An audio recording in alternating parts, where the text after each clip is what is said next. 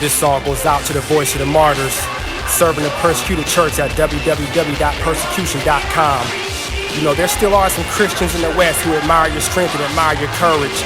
And we support you with our prayers and our giving because after all, you support the entire body of Christ by being a faithful witness even unto death. Tell them. And I know sometimes some of you may feel all alone while you're being persecuted for the faith. But please know that Jesus Christ is here to comfort you. I want to attempt to share a piece of the story from the life of the founder of the Voice of the Martyrs, Mr. Richard Wurmbrand, one of the greatest men to ever walk the face of the earth. And I hope this song would have made him proud. Help me, Lord. Come on. I read a book called Tortured for Christ. When I read that book, man, it opened up my eyes. Real testimony written by a real brave man. And he went by the name of Richard Wurmbrand. Born March 1909 in Romania, youngest of four in a Jewish familia. Had a great woman, Sabina, standing by his side. They'd rather face persecution for Christ rather than running high.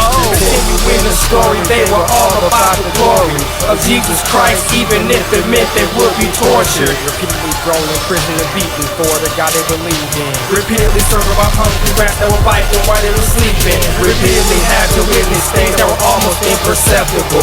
One man of God was even beaten in his testicles. One woman of God had her nails ripped off, all because the Nazi regime and the communist soldiers would always scoff at the true believers who were willing to die for their faith rather than to accept a religion that they knew to be fake. In 1945, at the Congress of the Call, standing up for Jesus, Richard was the victim of assault. In front of 4,000 delegates who were dissing Jesus Christ, Richard stood up and he wiped the shame from Jesus' eyes. Listening to these guys blaspheming on the power of the Lord, Sabina said she didn't wish to be with the coward. So knowing the cause of torture mixed the beatings and the moans, having his flesh ripped off and being beaten to the bone, Richard stood up and he began to rebuke and correct the men for not speaking the truth. He was still with the boldness of Christ. Now tell me, how about you? You never feeling all alone. Jesus Christ will meet you at the end of the road. You're going through persecution, but be strong. Pray for those who don't realize they're doing wrong. You're suffering persecution as an heir to Christ the pain now ain't worthy to compare. To the glory be strong. That you never said, would you die for the Christ? That's the price of the call. Would you die for the Christ? That's the question I'm asking y'all.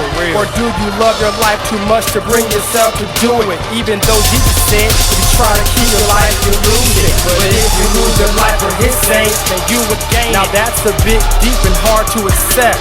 Now ain't it? But that's reality for most Christians around the world. Of radicals torture Christian men, women, little boys and girls. So don't get too complacent and lackadaisical, cause one day soon a persecuted just might be me and you.